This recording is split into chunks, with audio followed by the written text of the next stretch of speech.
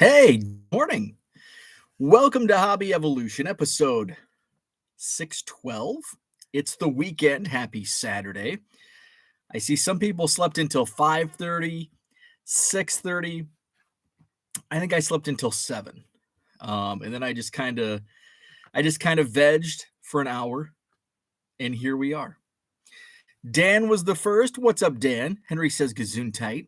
Dan saw the 2021 Topps Chrome Platinum Black and White Mini Diamond Parallel for the first time. Not bad looking. I still haven't seen the Chrome Platinum cards. Actually, I take that back. This morning on Twitter, I saw somebody post one for sale. I think it was just the regular base card. Looks pretty cool, though. Also, speaking of Twitter, right as I was getting set to go on, I saw a tweet. Somebody's first eBay verification was a doozy, and it was basically a redemption card. And I know it sounds silly. I am a fan when it works properly. I do have to qualify that because I know there's been some issues with the eBay authenticity program. When it works correctly, it's great for buyers and sellers. So, and I know this on the surface sounds silly that eBay would go through an authenticity guarantee of basically a redemption, but here's my thought. I hate selling redemptions. Why? Because you can sell it and the buyer can claim it was scratched, and how can you can't prove. And eBay typically sides with the buyer in basically the he said she said instances. I know there are, I'm always a little hesitant selling unscratched redemptions for that reason. If it goes through the authenticity program, somebody sees it. Hey, this is unscratched. It's good to go. Buyer gets it. And if they say, "Oh, you scratched it," eBay steps in. No, this went to our verifiers, and it was matched. And so that's why it does seem a little silly on the surface, but this is actually the reason why I like the authenticity program so much. And I know there's horror stories behind. They did not authenticate this card, but it's the buyer and seller do a backdoor deal because they both know it's legit. But guess what? There's going to be problems where I don't like it because of this. But this is an instance where this is why I love the authenticity program, especially as a seller, because I'm always a little hesitant selling unscratched redemptions. Not that I don't. I think I have one or two in my store, maybe three. But it's like I'd rather just plug them in and get a actual card. Victor, what's up? Victor's heading to Madison, and he asks about a card shop recommendation. Unfortunately, there's only one card shop in Madison now, and it's not really a good one. In fact, I have not been. There's 10 minutes away from me that I have not been to in, almost a year and a half. And I've explained why. I don't like the way it's a messy shop. It's not really. I say it's not really anything. I mean, it's just a bunch of. He doesn't specialize really in anything. It's just, and it's a very messy shop. There was another card shop that got flooded out, but that card shop owner still has like the license to sell wax and gets all the wax. So the actual brick and mortar shop doesn't have like a wax hookup. So he buys from flippers. So it's a lot of retail. And I've talked about, there was he was selling like UFC Chronicles for $60 a blaster box when there's literally a Target 3 blocks down the street where it was still on the shelf for 20. Things like that. And it's like, I just It's just check it out and see for yourself. I personally don't go there, but I do. If you want to go to a shop, if in town, definitely go. See for yourself. Stoughton has a great card shop. Stoughton's actually on the interstate between Madison and Janesville. And it's actually a few miles. You have to drive off the interstate a few miles to get into Stoughton, but it's downtown Stoughton. Nelson Cards. Tell Brad I sent you if you stop in. He's got a good shop, a nice selection of a little bit of everything, and it's clean and it's nice. Let's see. Henry slept until 5:30. Where are we at? This is like a Friday free for all extended because I don't have anything to talk about. In fact, I'm going to open up a pack of cards because I thought I only got like 10 minutes of stuff to talk about. So, and we all know how that goes. 10 minutes turns into 90 minutes. So I've got a 1990 Bowman pack that I'll rip at some point. Let's see where are we at in the chat. Bean, what's up, Ken? Ken's in the house. John says, thought you were at a card show today. I am not. I am at a card show tomorrow. So first Sunday show I've set up since last July. There just aren't many Sunday shows around here, which is another topic I've touched on in the guys that promote the Rockford show that I always set up at. Started one in Janesville, which is just about 35-40 minutes from where I'm at. I missed the May show, but gonna do tomorrow's show. I've got fresh quarter boxes. I'm gonna have some supplies, card savers, and penny sleeves. So check it out, Janesville, Wisconsin, tomorrow, 9 to 3, Holiday Inn, right on the interstate. Gonna be about 100 tables, so it'll be a nice show. SCA Sports Cards, what's up? Love listening and list in the morning. Love it. Thanks for dropping in the chat. Determining values of redemptions. Henry says, anyone see the eBay Vault commercial? Surprised they didn't ask me to be in it. I guess that's the sell price. I'm slow. Good morning, Ed. What is up? John Hart's Messy Shops. That's where the deals are. Well, not in this one. Although I did find some deals during COVID. It was like the only place I went outside of the grocery store. I did find some great deals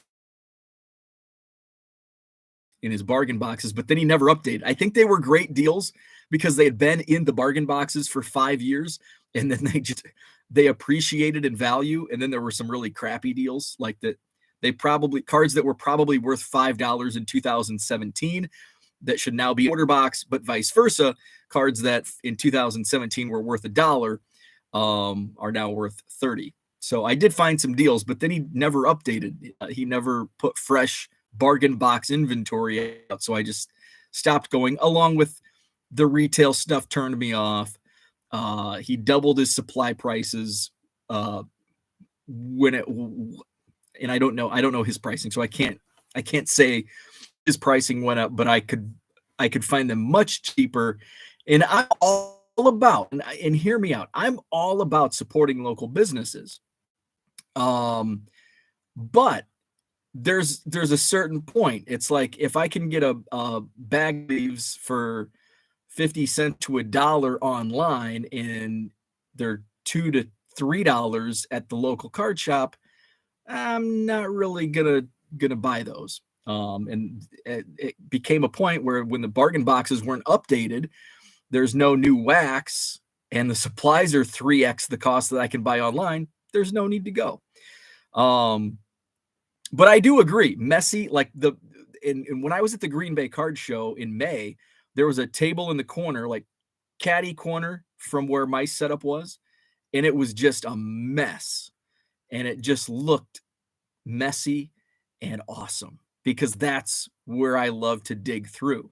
So I do agree. A messy shop sometimes is what I like, but I think we're probably, John, in the minority that like the messy shops. Let's see. TD Sports Cards, what is up? Ed says the messy shops are the best shops. Victor says, I guess the best place to go is Walmart and Target. unfortunately, here in Madison. But I will say Stoughton's on your way because you're going to be driving through Janesville, I assume. Stoughton's right along the way. It is, and I will say it's a little off. It's off the beat. It's, I think, 5 miles maybe from the interstate, so it's not like it's right there. Let's see. Where are we at? Henry says my LCS has only football and basketball, glass case cards, boxes, but not much baseball value box or single packs. That's kind of what this shop is. There's really no wax. It's the only wax is retail. There's like one small glass case of cards, if you can see through the glass case, because it's a messy shop, and I don't think the glass has ever been cleaned, so you can't really see the cards inside. Yeah, you can, but it's, I'm really talking crap on this shop. So yeah, there's not, the bargain boxes aren't updated. It's just not my shop. It's just not my type of shop. Victor, the rookie card specialist. Good morning, hobby. You startled me when you said good morning, Victor, but it was Bahina. Since I have 2 first names, I'll be Roman. There you go. Matthew's with us. What's up, Matthew? Victor says hi, Victor. Cliff, what's up? Jason's with us. Diego, good morning. Henry says, I think my LCS lost steam because it was recently sold. The owner was always at shows and had piggy lackeys running it. Poor language. Poor language, etc. Yeah, that's yeah. So yeah, it's unfortunate that that we don't have a shop that I like, but hey, maybe. What did I do yesterday?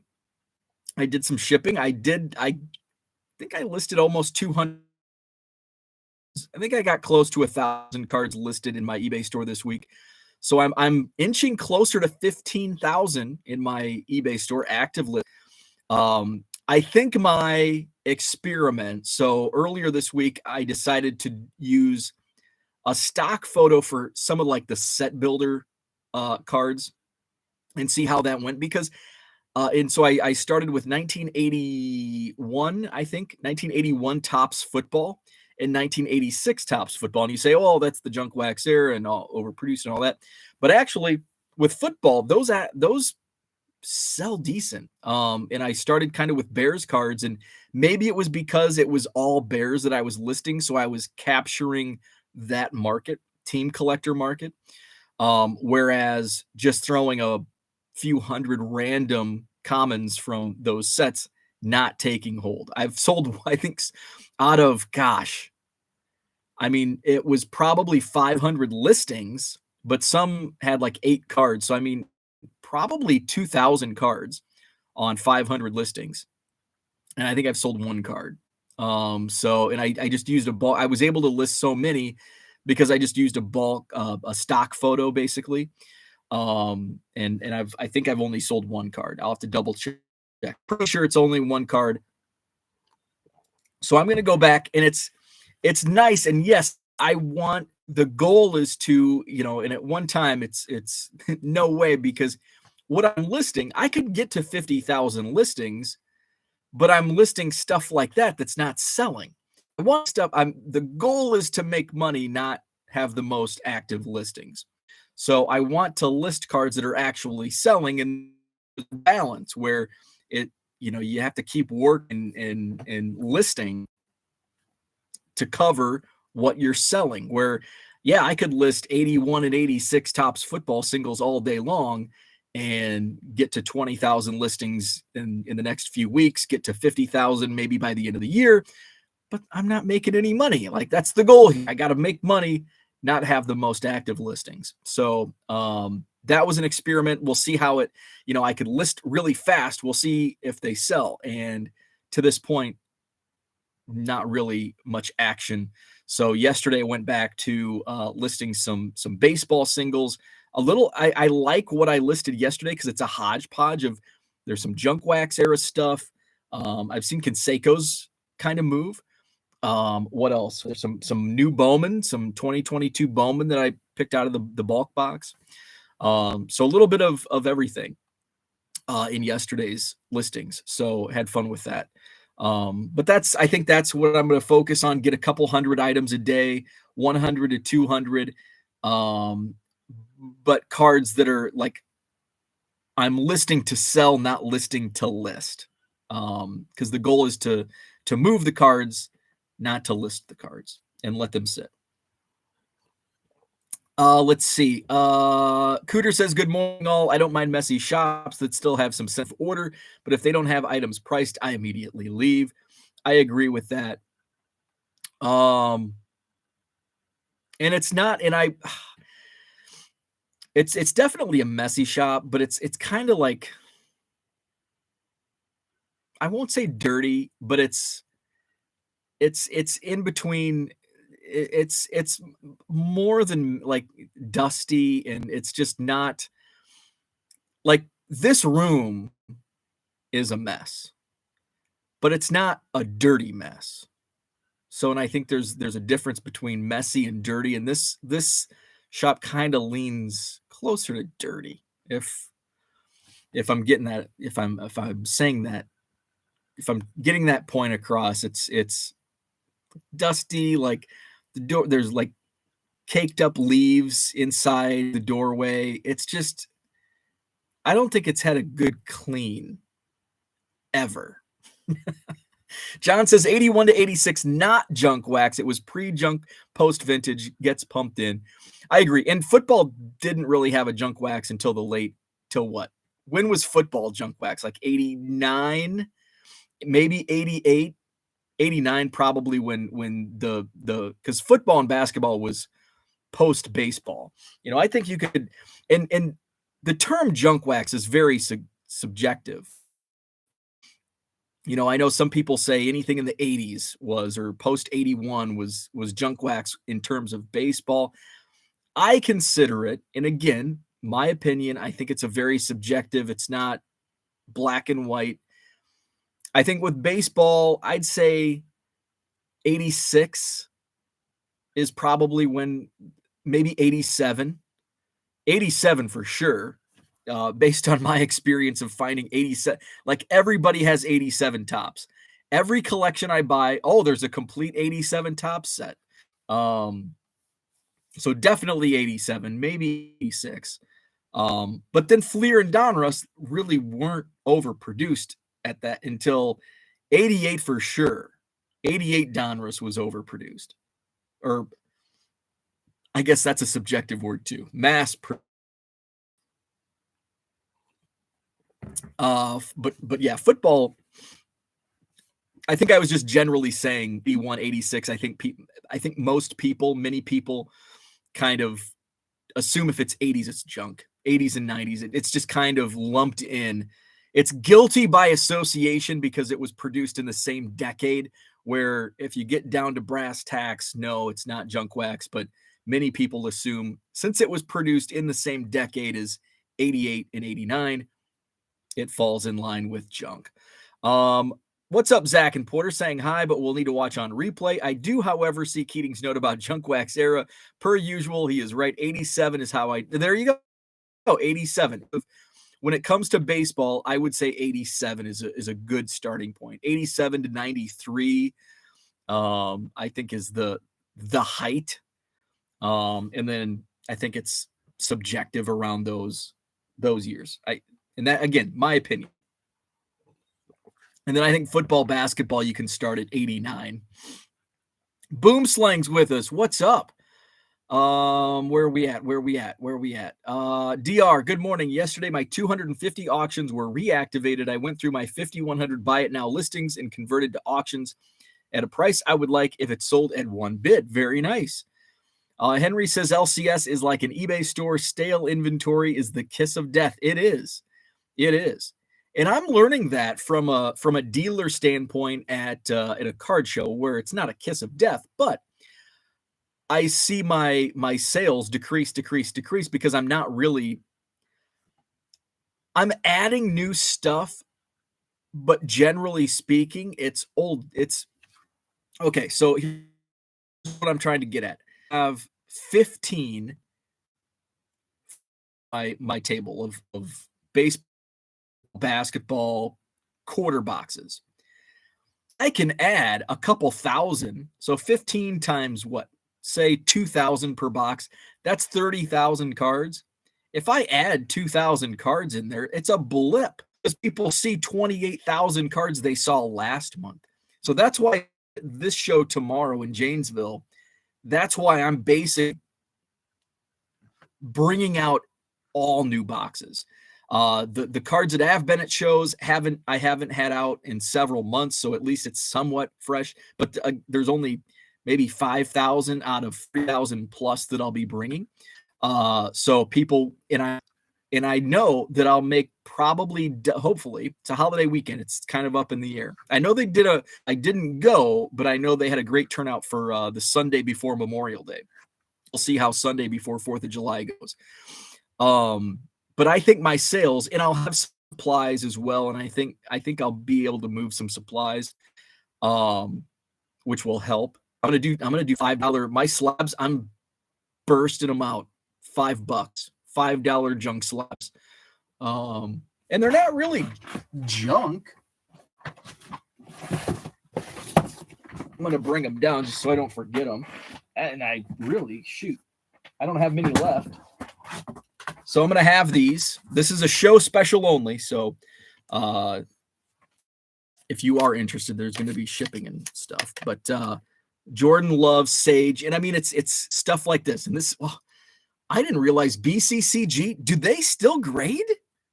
This is a BCCG slab from 2020. And look at that. It's basically just a piece of paper. I can't believe Beckett's still doing BCCG. Ugh. So $5, and that's probably a ripoff at $5. Ryu Hashimura Prism Rookie SGC 9. We've got a Darius Baisley Prism SGC 9 rookie cards. Kyle Kuzma. It's in my eBay store for $15. It's going to be for $5 at the show tomorrow. There's a couple of them. Prism Silver Jaden McDaniels SGC 9. What else do I have? I think I paid $12 per on these at the National last year. RJ Barrett Prism 8. Another silver of Jaden McDaniels. It's in a 9. Kendrick Nunn 9.5. Frank Ticalina. Is that a silver? It is a silver. So I'm selling those $5 a slab, and there's a couple other slabs that I'll dig out. So show special in Janesville tomorrow. Baseball card curmudgeon, what is up? Good morning to you. Victor says my shop near me does not price anything. You have to keep asking. That's annoying. The only time I like when, and actually no, I don't even like it. The only time I just sold. Okay, let me finish my thought, then I'll go to an eBay sale. The only time I accept unpriced cards is like on rare cards. Like I'm talking like tobacco that you don't see. They're not really rare, but you don't see them at every table. If it's a Prism Silver Kyle Kuzma that's not priced, it's like pass. But if it's a T205 Joe Tinker, I may inquire. If it's low grade, if it's higher grade, I'm not interested. I want like ones when it comes to pre-war because I'm a quantity guy. I'm a quality and quantity, but quantity ranks higher in that spectrum for me. So I'll ask. And sometimes like there was a Joe Tinker, I think it was a T205 at the National last year, and it was raw and no price. And I asked because I was interested. And I think the guy said 150, and I would, if it were in an SGC slab, I would have probably bought it at offered 125. Since it was raw, I offered 100, and he took it. He was kind of hesitant, but he's like, he hemmed and hawed, and he's like, yeah, I'll take it. But I wanted to build in the price of SGC submission, which is going to be $25 to $30. So, my price for the Joe Tinker plus, any shipping or whatever, is going to be 130, around that area. So that's the only time that I'm cool with non-priced cards at card shows is if it's more of a rare card. If it's even if it's modern, it doesn't have to be pre-war vintage. Because I've asked for pricing on, and I think it was Five Star that had the dollar boxes, which I'm going to talk about here in a second. I think it was one of his friends who had a table with a showcase, had a Brennan Davis numbered to 5 auto, and piqued my interest. Now, he still hasn't made his major league debut, so I'm not gonna spend several $100s on a card like that. I'll buy Joe Tinker instead of Brennan Davis. I asked for it was not priced, but I asked for the price just because it's not a card that you see it's of 5 so ever. So speaking of dollar boxes, card shows, I have an offer that I'm going to accept here right now, that I pulled out of a dollar box. So I sold the Willie Mays for $40. I listed it's a 2003-4 Upper Deck Mentors and Learners Jordan LeBron. I had it listed for $50, and I've got an offer for $35, and I am going to accept it. So another dollar box. $1 turns to $35. So in 2 sales, $75. I spent 80. I spent 80 I pulled 85 cards. I spent 80, and I've sold 2 cards for $75. So a great, and hopefully they have dollar boxes tomorrow, because I'm going to get there early. I'm going to get my Dunkin' on the way to Janesville tomorrow morning. I'm going to get there early, get my setup. And as soon as I see those dollar boxes, boom, I'm there. Let's see. PR says, in June, the day I did the switch over and the day the auctions ended were my 2 highest activity and sales days of the month. We'll see what happens in July. I think my July is off to a good start. We're a day and a half in to July. By July, based on the trends, I think my eBay July will be really good in comparison to the last 2 months. Well, actually, May's an outlier because that was Bowman release month, or when a lot of my Bowman was up. I think that was Bowman release month, May. It was. So that was an outlier. I had more expense.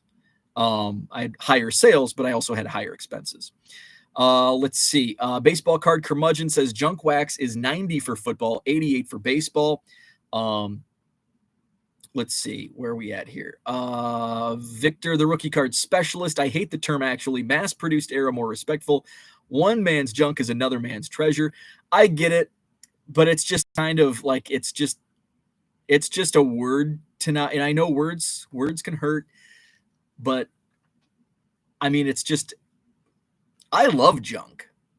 Look behind me. I love junk. So, but I do understand. Zach and Porter playing catch up. That New Berlin show was a Sunday. It was nice to have the option. Baseball card curmudgeon, I can agree on. Football, funny thing is, I never even considered the other leagues. And I don't think, because it's not really, because even when they were mass produced, football and basketball, it still wasn't even close to the mass production on baseball. So I think we just kind of, but when I do see football, when you see bulk football, it's always the same. It's like 90, 91 pro set, 90 score, 90 Fleer, all that stuff. So I guess I can see, I think baseball card curmudgeon, I initially said 89 for football. I think you're right. 90 for football. Because 89 score is, pretty rare in comparison to 90 score and 91 score football. 89 pro set. Like, I get excited when I see 89 pro set because I see 90 pro set and 91 pro set so much. So I'm going to have to, I'm going to step back and I'm going to reassess, and I'm going to say 90 football is when the junk wax started. I'm going to stand by 87 for baseball because of Topps. Only Topps. Donruss and Fleer in 87 were not mass produced. Topps was mass produced. It made up for all the Donruss and Fleer that wasn't mass produced. So I'll stick with 87 with a qualifier, Topps only, and then Donruss opened up the floodgates for baseball production in '88. John says 88 Donruss was first case I bought. 87 I figure was the start for baseball. Ed says going to finish listening on the mower. Have a safe and happy 4th. You as well. Let's see. Zach and Porter, I can get behind 88 being the start of Junk Wax era. I think a lot of people consider that because of the lack of hot rookies in those sets too. That's a great point. And I think we say 88 is junk because like you look at 88 Topps and nobody Topps never recycles the 88 Topps design. I think, and I've talked about this before, I like that design because we don't see it. I'm sick of 87 Topps design. I loved it 10 years ago, but now it's every year. There's either an insert set or, it's in archives or whatever. And there's so much 87 Topps design. I'm getting tired of it. And we never see 88 Topps. I think they did a throwback Thursday maybe of the All-Star design from 88 Topps, which I think is really cool. But there's, and I think one of the biggest reasons behind that is it's just not well accepted in the hobby because there were no rookies. Tom Glavine's the only rookie, worth $1 in the 88 Topps set. And Zach goes on, 87 still had rookies to chase, but over time, 88 is a dud. Absolutely. 87, you've got Bo Jackson, you've got Barry Bonds, you've got Mark McGwire, Will Clark, you've got the rookie gold cup of Jose Canseco. And even now, like I look back, and even though I get tired of the 87 Topps design, when I do see like a complete set, I'm racing to see if the Bo's in there, if the McGwire and Canseco and Will Clark's in there, Bonds. Cooter says, show Bo some love and gently caress the like button. Oh, I like your way with words, Cooter. Hit the like button. Thank you. Subscribe to the channel if you're not already subscribed. Tickle the undercarriage of the like and subscribe button. From the 108 guys say that, so I copied it. That's funny. Let's see where we at. John says Mark Hoyle has a friend looking for 89 Topps Griffey if anyone has bulk. Yes, Mark sent us a message yesterday. So if you have bulk 89 Topps Ken Griffey Jr., 89 Topps traded. Cooter says caress got your attention. That was the idea. Ken says hit that like button. Is there anything happening on the National Week for those that won't be making the trip? That's a good question. I think there was there last year?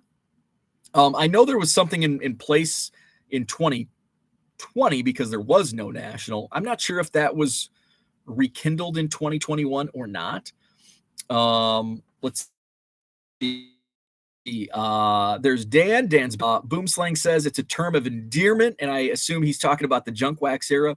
It is. It's not like I'm spitting on 87, 88, 89 cards. It's just, it is what it is. Dan says 88 Topps is the worst. Jason says 88 Topps should be in flagship next year, right? You would think they're probably going to go back 5 years. It's going to be 83 again, and they're just going to reach 83 to 87 every year, 83 to 87 every single year. Zach and Porter says, ironically, I have a Bo reprint from the 88 Topps baseball set, and it's an awesome card. 88 Topps is a favorite of mine. Love 87 and 86. I do like the 86, and I know that's one that kind of gets the poo-poo. A lot of people don't like the 86. I would say if I was asked right now on my favorite designs of the 80s, and this is really hard because I think we tend to like the sets that had the top cards and the top rookies because of 83 Gwynn and Sandberg and Puckett rookie cards. Or no, Puckett was 85. It was Boggs, Gwynn, and Sandberg in 83. And then 84, you had Mattingly. 85. I love 85 because of the Team USA. I love the number 1 draft pick subset in 85 Topps. I'm going to have to give it to, even though I'm tired of the design itself, 87. I mean, it started it all. Like, the reason I'm tired of it is because it is so popular. Everybody loves it. Number one, favorite design of the 80s, 1987. Love the wood grain. Number two, I'm going to have to go with 83. I'm going to have to go. It wasn't the original double pick. When was the first one? 63. So 83. It's also a special place because it does have the Rhino rookie in it. So I'm going to go number one, 87. Number two, 83. And then number three, I'm going to go 89 because that's like the first year that I loved baseball cards. That's when I started collecting. I had Nick Vosbrink design my business card, my 1 million Cubs project card in the 89 style. Love that font at the bottom.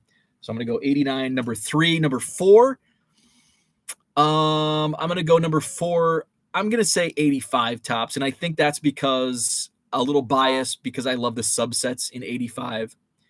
And then number five, I think I'm going to go 86. I do love the 86. And I think that's just nostalgia for me. And then the 6 through 10 is just kind of up in the air. I didn't put 84 in my top five because it's just basically 83 with a square instead of a circle. My birth year set was 82, but the design just falls flat for me. I don't like the 80 design. 81, maybe I would give that the nod. It's the best of the next.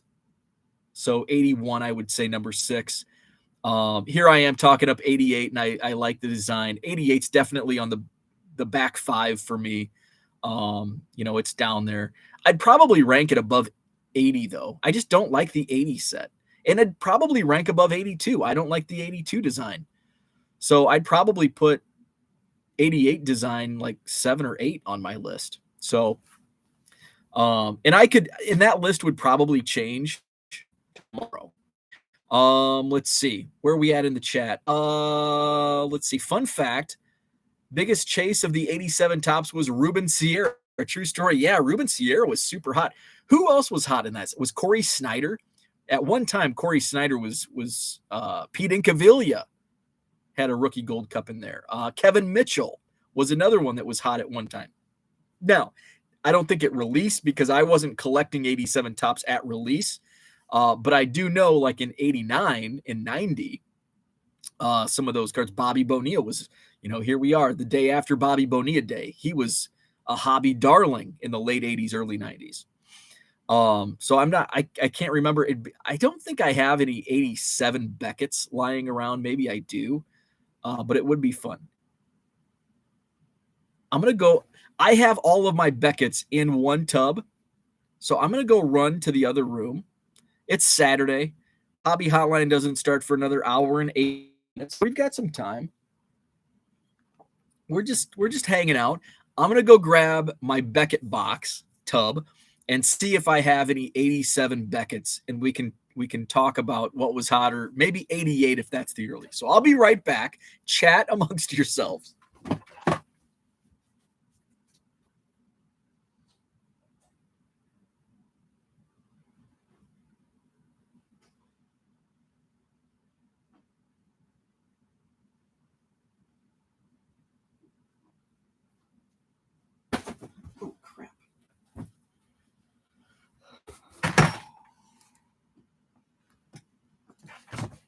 This is my tub of baseball card and Beckett magazines.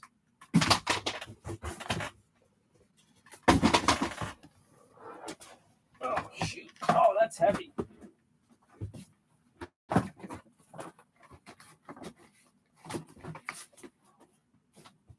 I think this is the oldest I have. It's from March 86.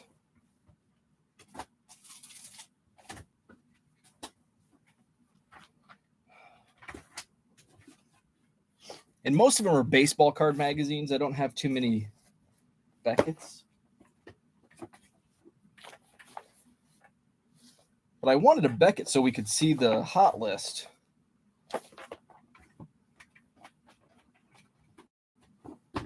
Riveting video. I'm going to have somebody that doesn't watch the channel. I had a comment from somebody.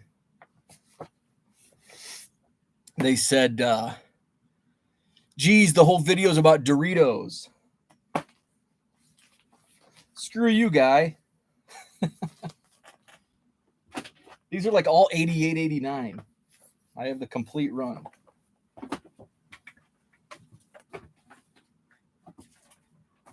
I guess we could look at 86 if we don't find...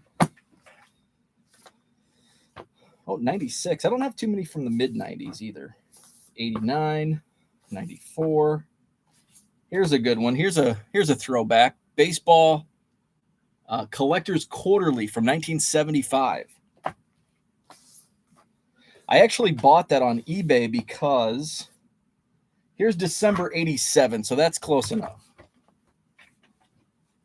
I bought that. I think Mark Hoyle might have shown something off, and I'm like, I think there's a card, maybe a Red Sox card. And I'm like, oh, that's really cool. And I'm a sucker for magazines. So December 87. And I love the cover. So we got Kirby Puckett. I love that statement right there. 1981 Fleer set worth $20 now. And that's probably what it's worth today. 35 years later. That's how much it's gone up. So let's go to 87 Topps. Where are we at here? 87. Oh, the Jose Canseco rookie card, the rated rookie, it was only $8.75. That's slightly less than what it was going for at the card show. I saw one in a box for $10, and I'm like, man, 20 or 30 years ago, there would have been an extra zero on this.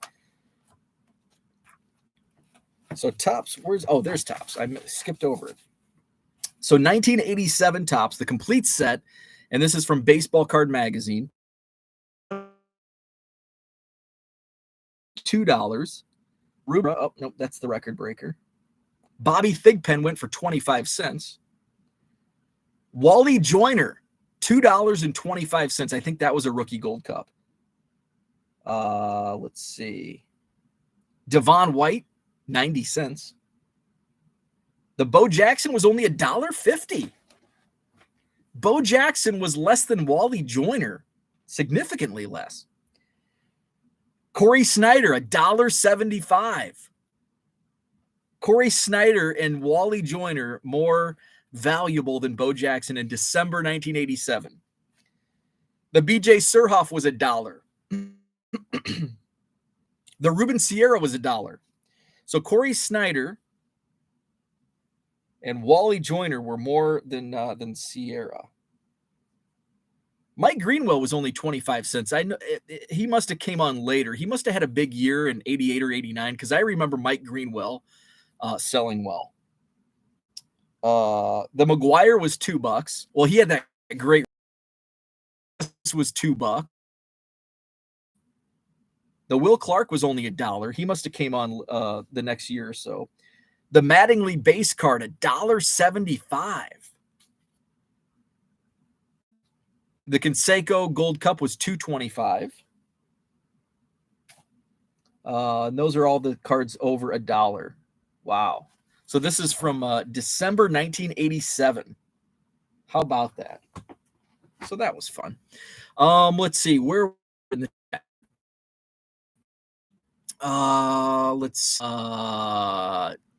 Danazard TCG, what's up? Good morning. I came across my dad's old collection of cards from the 60s to the 90s. How would you remember starting to organize and value the cards? That's anything 80s and 90s put to the side for now. Start with the 60s and 70s. Star players, look those up. Look at eBay sold listings, make sure they're in decent condition. Don't have to be mint, but check the eBay sold listings on some of the star cards from the 70s and 60s and 70s. But the 80s and 90s not gonna have much in there. Boom Slang says 88 Topps design is a cross hybrid between 66 and 67. 86 Topps traded best box set. That was, oh man, that was awesome. I mean, besides like the Bonds, Canseco, Bo Jackson, you've got some secondary guys like Bobby Bonilla, Wally Joyner, John Kruk. Some good stuff in there. John says, fun fact, part 2, Hobby Palooza in place of the National in 2020.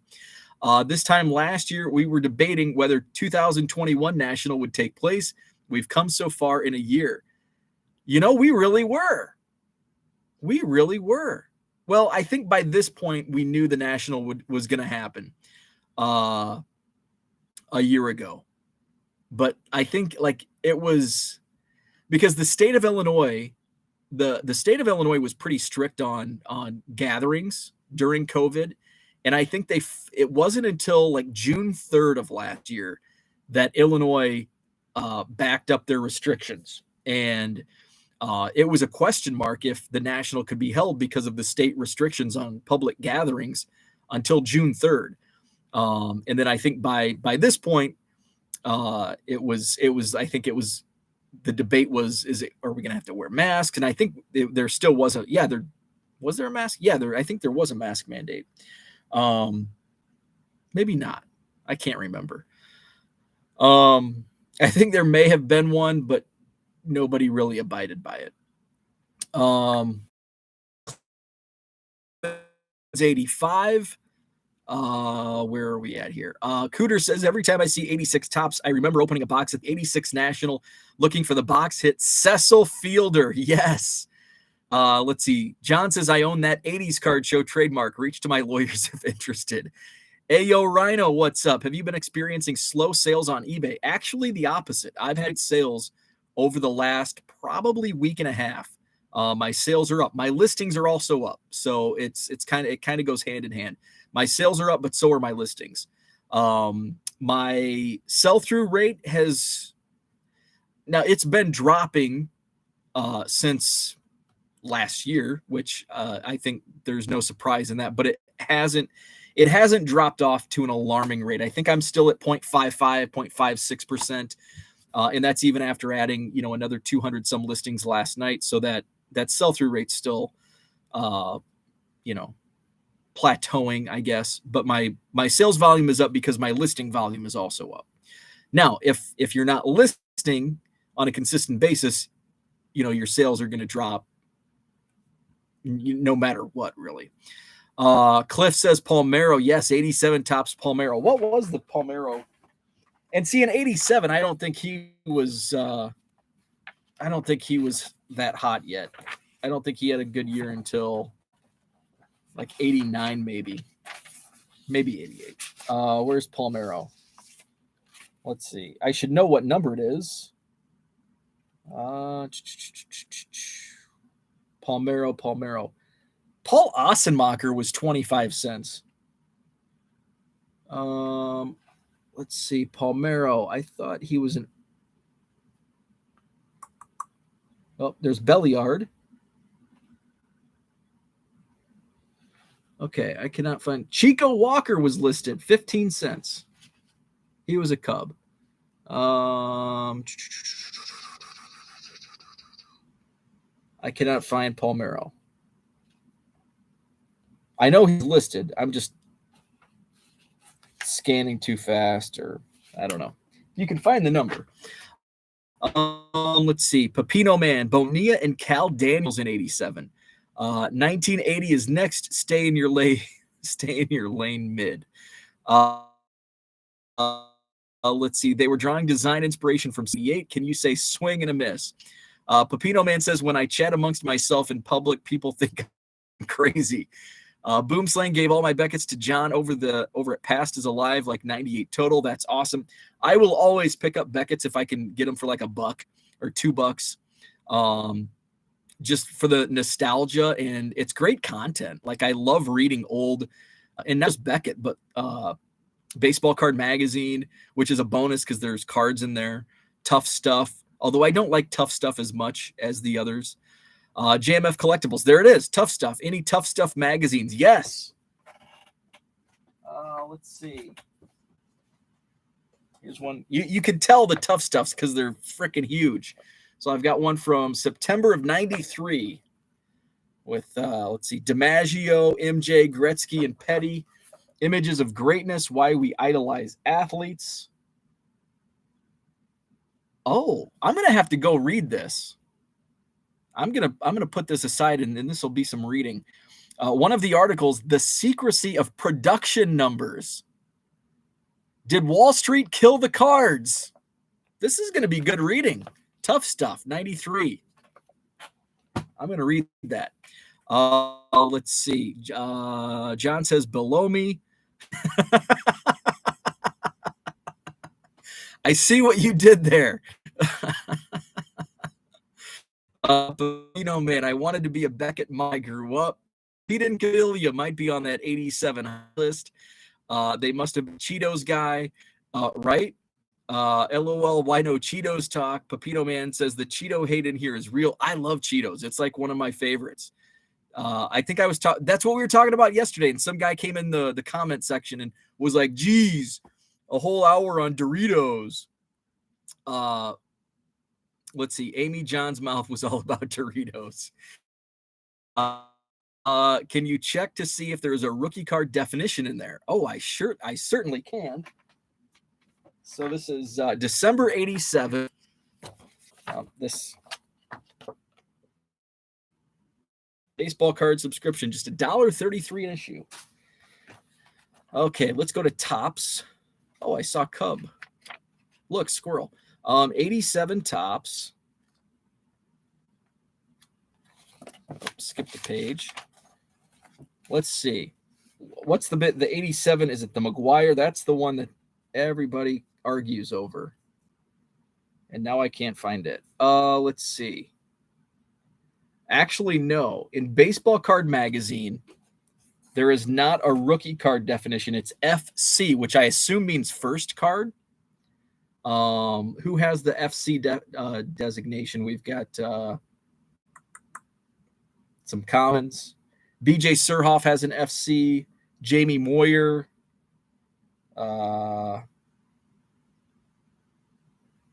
Barry Bonds does not because it was 86. So let's go to the 86 Topps traded set and look at Barry Bonds. And so everybody in 86, it's FC. So there was no rookie card designation by Baseball Card Magazine in 1987, turning into 88. What about the cards that actually had rookie on the front? So let's see. I love it. 61, they used Billy Williams as the photo, and 62, they used Lou Brock. They didn't even use, in the 60s, they didn't even use the FC designation. So there's no RC. Word was not used by Baseball Card Magazine in December 87. Incaviglia was fun to watch hit with an aluminum bat. He had a home run in the Big 8 tournament that I think is still rising.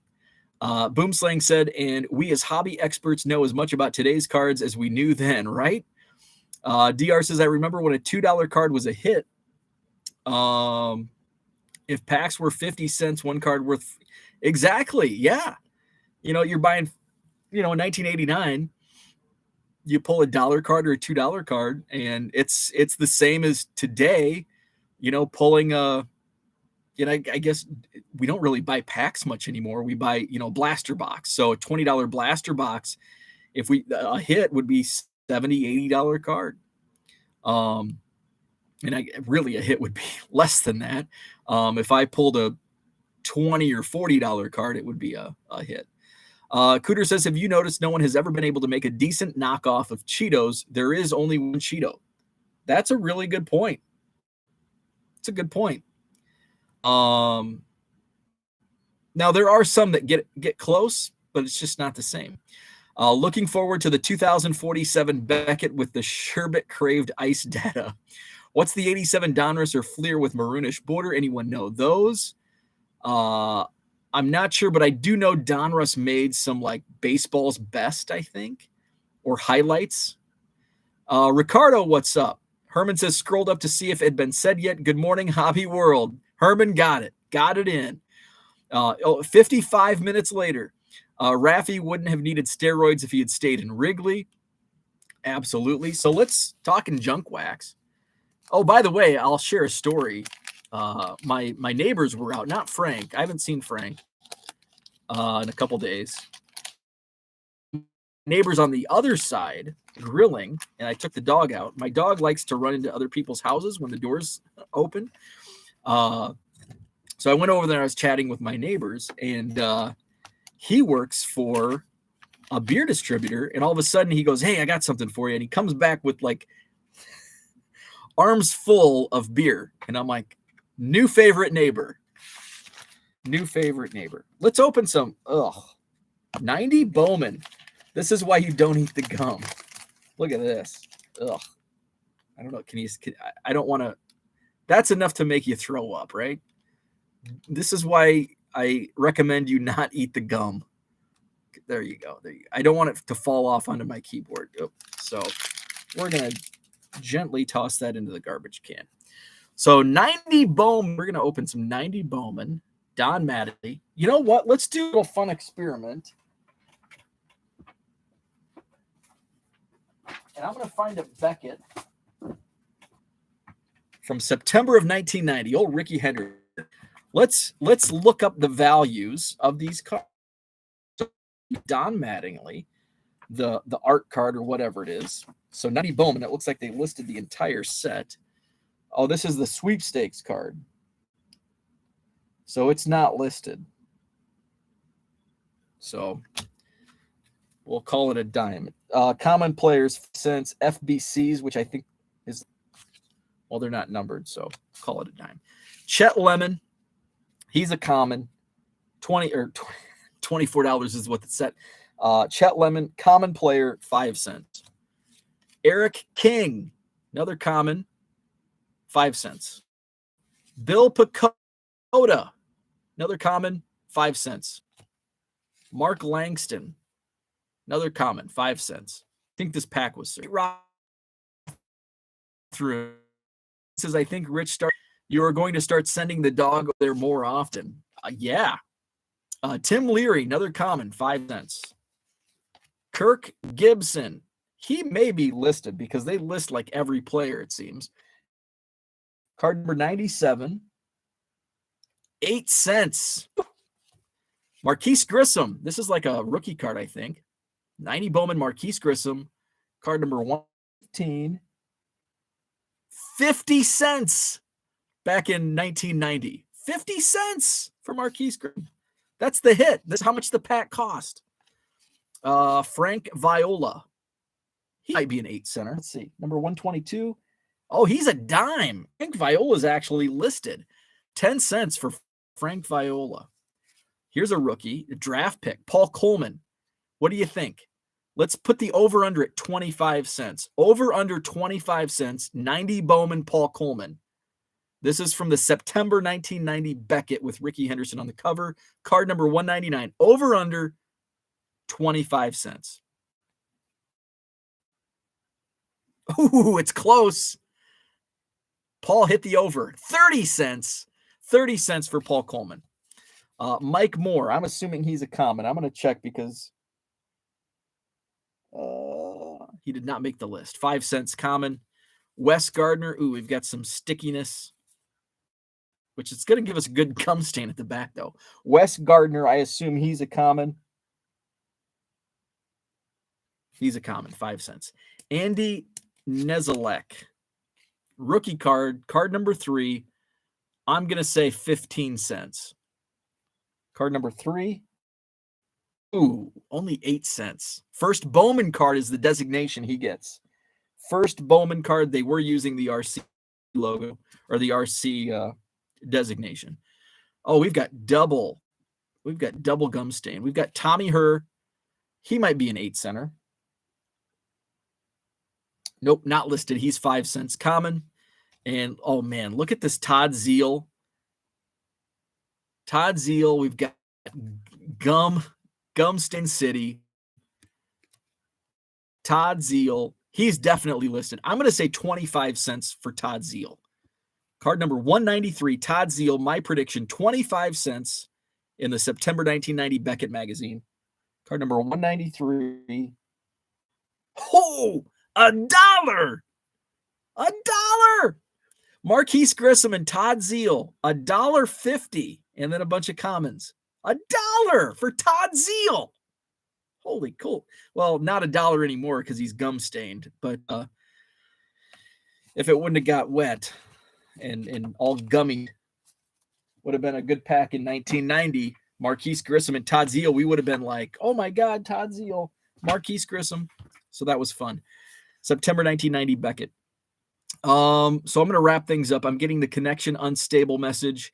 We got Hobby Hotline coming up in 45 minutes. So check that out here on YouTube. I think we've got Herman, I think, is on. Is that correct, Herman?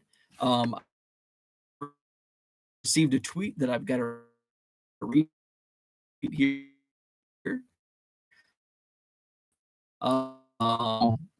Dr. Beck morning. Yeah, my Wi-Fi connection's really slow. Here we go. Here we go. We've got Beckett, the Texas card dude, Brad Bethune, Herman 3B Collection, and Adam Palmer. That is your Hobby Hotline lineup this morning, 10 a.m. Central. So coming up in 45 minutes. DR says, has there ever been a year-by-year listing of the one-hit wonders of the 80s and 90s? No, but that would be fun. It would be fun to have it. I know we could go back and remember, but I think if we had like, unfortunately, Beckett, when was the first Beckett magazine? 84. It would be fun to at least, year by who was the what's the word I'm looking for? Cumulative. What's the cumulative hot list from say 1988? Who was, and rank them. Okay. Don Mattingly was number 1, 10 out of 12 months. Jose Canseco. What's the cumulative score? And I don't think I have a whole year run of Beckett's. But now that I talk this out, this may be a fun little project. So we'll see. I don't have that many. All of my magazines are like baseball card magazine. And I've just got some sprinklings of Beckett's. So John says heroes for sale. Yes, that's Adam Palmer is heroes for sale. Victor caressed that like button. How about you? Hit the like button. I appreciate it. Subscribe to the channel if you're not already. Maybe Herman will introduce himself this time. I did notice that on Hobby Palooza. Herman didn't, and Herman just kind of had like the look on Herman's face was like, well, I guess I'm not going to introduce myself. John just steamrolled right through him. So Hobby Hotline coming up. John says all my magazine pages are stuck together because of gum stains. So thanks for tuning in. Great chat. I had 10 minutes of content to talk about, and we stretched out to an hour and 3 minutes. So have a great Saturday. Enjoy the card shows. If you're out and about hobbying this weekend, I'll be in Janesville tomorrow at the Holiday Inn Convention Center, Janesville, Wisconsin. I'll have all new, fresh, never before boxes, along with cards and penny sleeves for sale. So come on out to Janesville, Wisconsin. Tomorrow, which is Sunday weekend. I will not be, since I'll be en route to the card show tomorrow morning. I will not go live tomorrow. But I will go live to recap it on the 4th of July. Stay safe. Don't do anything stupid. Don't blow up your fingers. Anything like that. Have fun. Have a safe weekend. And we'll chat again Monday morning.